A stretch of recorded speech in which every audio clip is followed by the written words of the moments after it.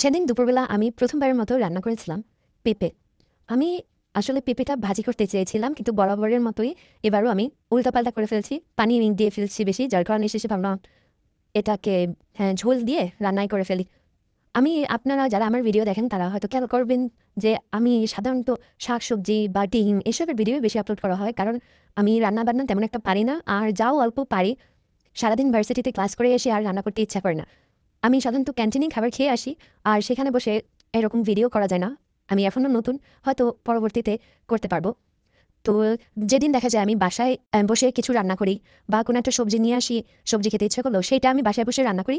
আমি সেই খাবারটারই শুধু ভিডিও করা হয়। এমনকি আমি এই যে ভাত খাই, আমি বাসায় বসে তরকারি রান্না করলেও, যেমন এই পেঁপেটা বাসায় রান্না করেছি, কিন্তু আমি ভাতটা ক্যান্টিন থেকে নিয়ে এসেছি। তো বরাবর মতো এবারও ঝালের জন্য আমার সাথে ছিল একটা বোম্বাই মরিচ, লেবু, আর আমার রান্না করা প্রথমবারের মতো পেঁপের ঝোল। আমি ভাতের উপরে লেবু চিপে তারপর একটুখানি ঝোল দিয়ে গরম গরম খেয়ে দেখলাম। তারপর একটু বোম্বাই মরিচ দিয়ে পেঁপে দিয়ে মজা করে খেলাম।